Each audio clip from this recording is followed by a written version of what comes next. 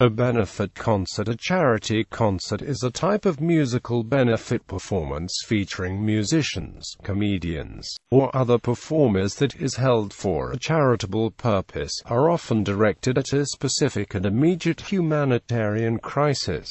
Benefit concerts can have both subjective and concrete objectives. Subjective objectives include raising awareness about an issue such as misery in Africa and uplifting a nation after a disaster. Concrete objectives include raising funds and influencing legislation. The popularization of benefit concerts started after the Concert for Bangladesh, organized by George Harrison in 1971.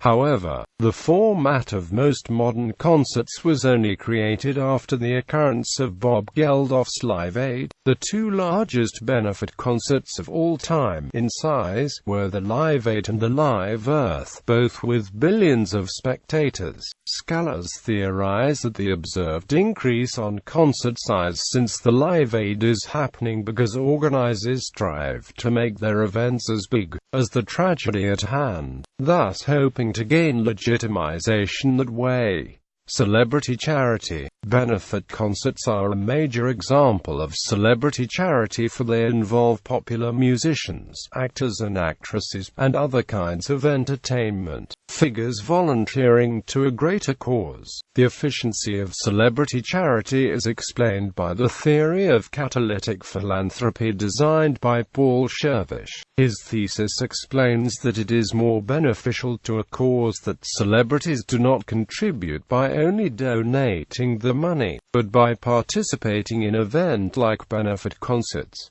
That way stars can inspire hundreds of thousands of others to give. The presence of celebrities can draw criticism, but that is outweighed by the benefits. Some argue that pop stars only take part in charity to improve the public image. That arguably may be a motivation, but the participation can be essential to the event's success. Celebrities not only promote catalytic philanthropy, they can produce an effect some call Gedolfism, the mobilization of pop stars and the fans behind a cause. Quote, therefore, because of the visibility, celebrities are used by organizers as a means to gain support to the cause in hand. Furthermore, the success of benefit concerts is tightly related to the quality of entertainment offered by them. To gain space and legitimization in the media, benefit concerts must have a large audience, the kind of large crowd attracted by famous music stars. Bob Geldof himself responded to criticisms about the lack of African artists on the Live Aid by stating that,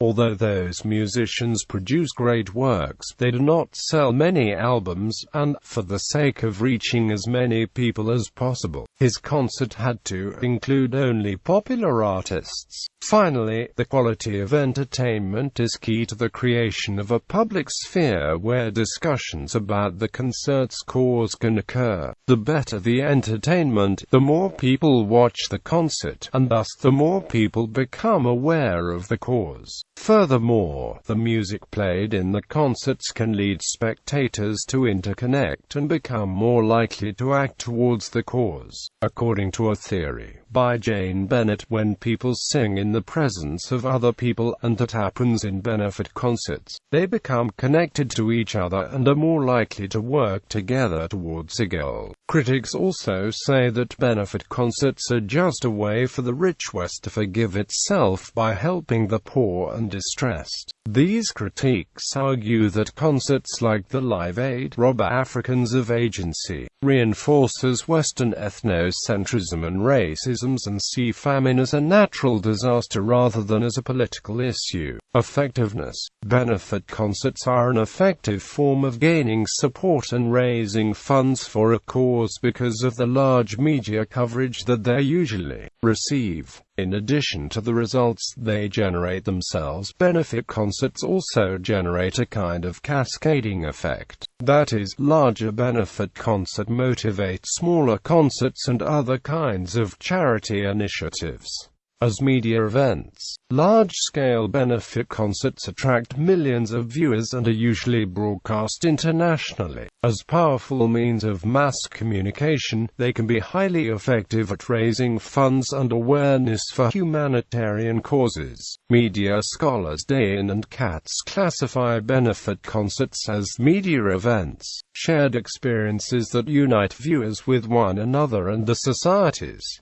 In fact, in the book Media Events, the live broadcasting of history, the authors suggest that the song synonymous with the Live Aid benefit concert, We Are the World, might as well be the theme song for media events, as it nicely encompasses the tone of such occasions. These ceremonies are so all-encompassing that there is nobody left to serve as out-group. Dane and Katz define media events as shared experiences that unite viewers and call their attention to a particular cause or occasion. They argue that media events interrupt the flow of people's daily lives, and that such events create a rise of interpersonal communication or fellow feeling. Furthermore, they propose that media events transform the ordinary role of the viewer into something more interactive where they adhere to the script of the event. All these principles of media events are true of benefit concerts. Benefit concerts interrupt the routine of people's lives because they occur for only for one night or for one weekend. Furthermore, they are broadcast as television spectacles that interrupt the regular scheduled programming on a given television network. Often, this kind of announced interruption has television viewers discussing the event with others beforehand, generating excitement around the event. Moreover, benefit concerts encourage audiences to adhere to the script, such as by phoning in donations or signing an online pledge.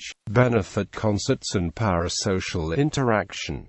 As media events, benefit concerts are widely broadcast and seen by millions of people. However, this mass dissemination is only one of the factors that contribute to the success of benefit concerts. The people who send the message for collective action are essential to a benefit concert's effectiveness. Dane and Katz suggest that media events are an expression of a neo-romantic desire for heroic action, meaning that media events produce leaders who inspire collective action with belief in the power of the people to change the world. Benefit concerts, therefore, have the potential to raise enormous sums of money for a cause because of the parasocial interaction that occurs between the performing celebrities and the spectating fans. Dan Laffey describes parasocial interaction as the apparent familiarity between media personalities and audiences. Seeing a favorite celebrity support a cause can influence fans to support the same cause, not because the cause is significant to the fans, but because it seems significant to the artist. To feel connected to a celebrity, fans are likely to participate in activities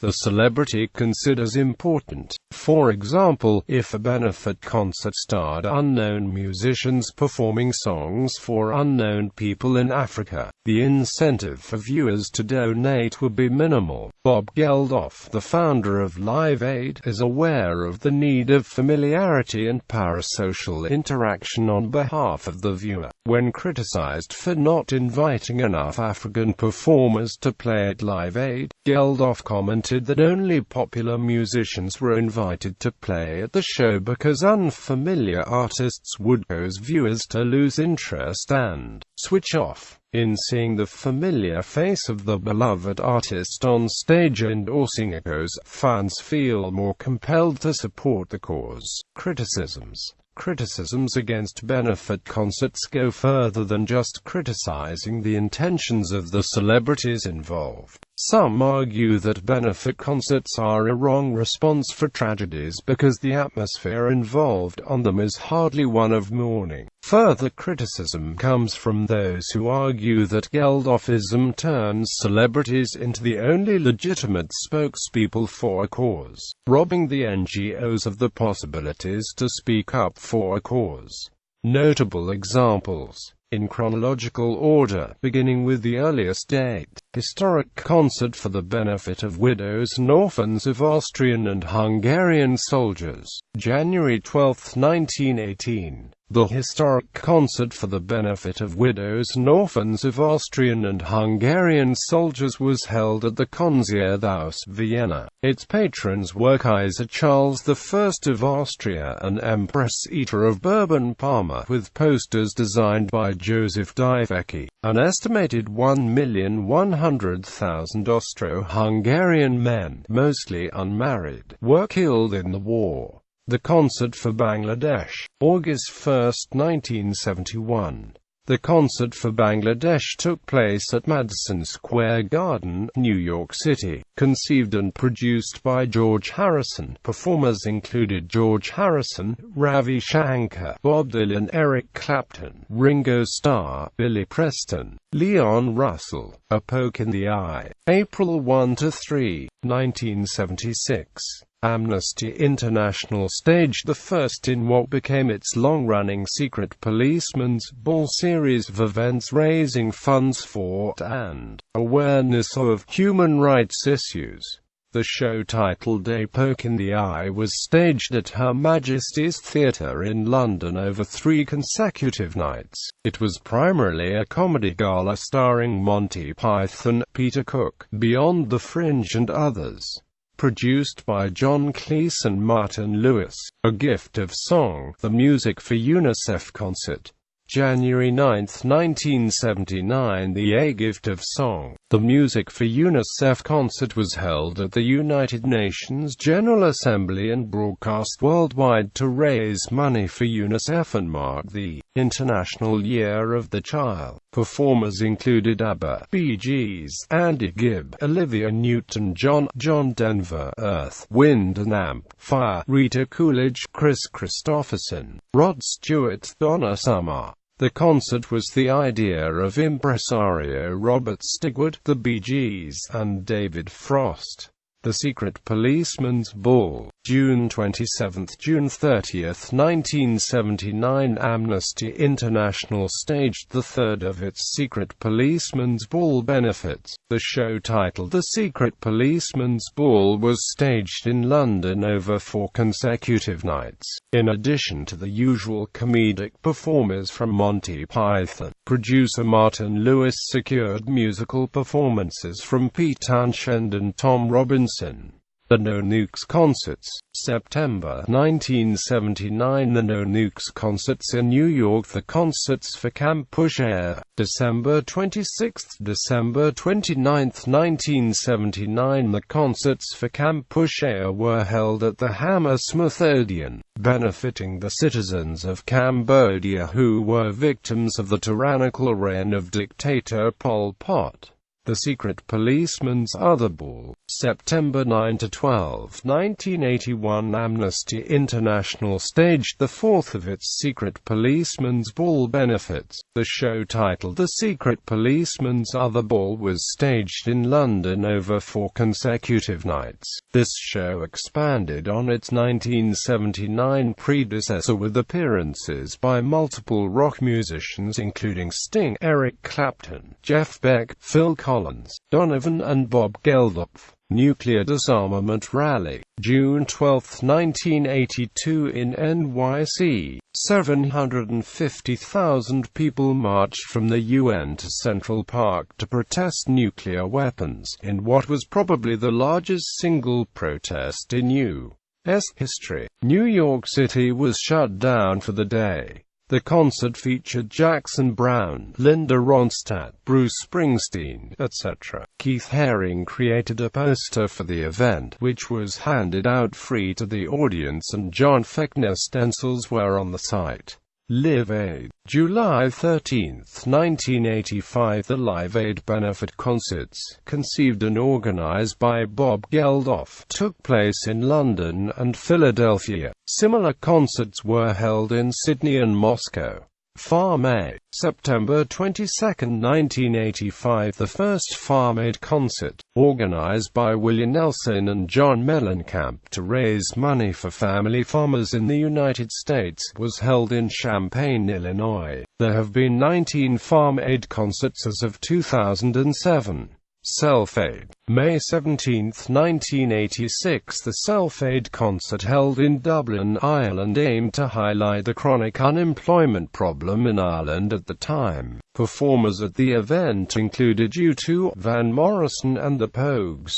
Conspiracy of Hope US Tour. June 4 – June 15, 1986. The Conspiracy of Hope US Tour of 6 rock concerts for Amnesty International. Performers included U2, Sting, Joan Baez, Lou Reed, Jackson Browne, the Neville Brothers, and, at the final 3 concerts, a reunion of the Police. Heartbeat 86. March 15, 1986. The Heartbeat 86 concert was held near Birmingham, England to raise money for the Birmingham Children's Hospital. Human Rights Now World Tour. September 2 – October 15, 1988. The Human Rights Now World Tour of rock concerts for Amnesty International. The Wall, live in Berlin. Roger Waters. A live concert performance by Roger Waters and numerous guest artists, of the Pink Floyd studio album The Wall, itself largely written by Waters during his time with the band. The show was held in Berlin on the 21st of July 1990, to commemorate the fall of the Berlin Wall 8 months earlier. The event was produced and cast by British impresario and producer Tony Hollingsworth.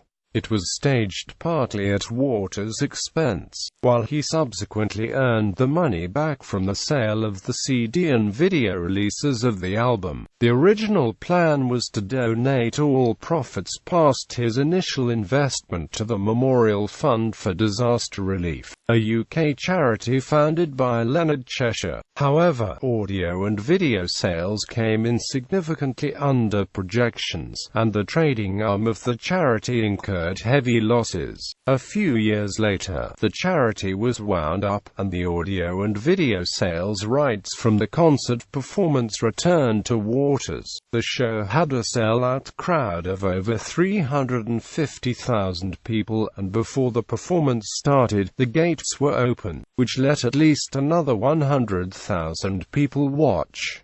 Guest artists: Rick Danko, Levin Helm and Garth Hudson of the band The Hooters, Van Morrison, Sinéad O'Connor, Cyndi Lauper, Marianne Faithfull, Scorpions, Joni Mitchell, Paul Carrack, Thomas Dolby and Bryan Adams, along with actors Albert Finney, Jerry Hall, Tim Curry and Newt Lemper. Leonard Cheshire opened the concert by blowing a World War II whistle. The Freddie Mercury Tribute Concert. April 20, 1992. The Freddie Mercury Tribute Concert was organized at Wembley Stadium, London, to pay homage to recently deceased Queen singer and to raise money for the Mercury Phoenix Trust, a fund for victims of AIDS. Among the performers: David Bowie, Elton John, Metallica, Guns N' Roses, Def Leppard, Extreme, Robert Plant, Liza Minnelli, Roger Daltrey, George Michael. America, a tribute to heroes. September 21, 2001. America, a tribute to heroes was a telethon in the style of a benefit concert organized in the aftermath of the September 11, 2001 attacks on the World Trade Center and the Pentagon by the 4 major United States television networks. The Concert for New York City. October 20, 2001. The Concert for New York City was a benefit concert organized as a tribute to the heroes and survivors of the September 11, 2001 attacks on New York. It was initiated by Paul McCartney and produced by a team including Harvey Weinstein and Jan Wenner. The crisis.Benefit concert, July 30, 2003, 450,000 spectators. Or the Rolling Stones, AC/DC, Rush, The Guess Who, and others at the largest concert in Canadian history. The crisis.Benefit concert in Toronto, Ontario, Canada, held to prove that the city was safe from SARS. Live 8. July 2, 2005, Bob Geldof and Bono organized Live 8, a set of 8 concerts held in 8 cities around the world on the same day, as part of a campaign to persuade the G8 member governments to increase the fight to eradicate poverty in third world countries. Live Earth. July 7, 2007, Al Gore inspired and helped organize Live Earth. During its first year, it consisted of a series of concerts held on all 7 continents of the planet on the same day. A Billion Hands concert, December 5, 2008, Anushka Shankar and Jethro Tull held a Billion Hands concert in Mumbai, India. All proceeds from the concert went to victims of the November 2008 Mumbai attacks. Rock Drive, December 11, 2010, Max Lagavere held Rock Drive for its 3rd year in Los Angeles, California at the Troubadour. Proceeds from the concert went to charities supporting public education, generally the Los Angeles Unified School District. In 2011, the Rock Drive movement was initiated in Nashville and Miami. The 12th of December 12, the concert for Sandy relief. December 12, 2012, the 12th of December 12, the concert for Sandy relief was held at Madison Square Garden in New York City. Proceeds went to the Robin Hood Relief Fund to benefit the victims of Hurricane Sandy.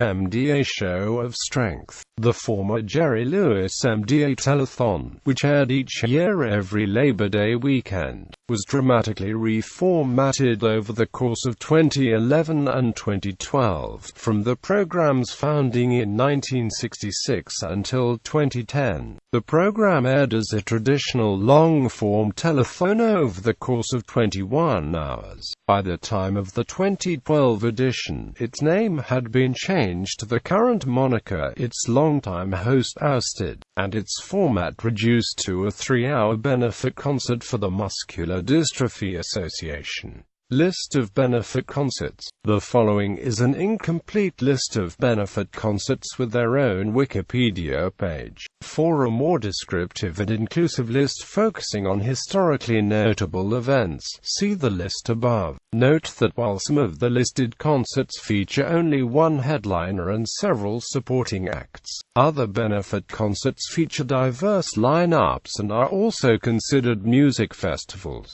This list may have some overlap with list of free festivals, which are rock festivals that often have a social agenda or fundraising focus. Rock and pop concerts bibliography.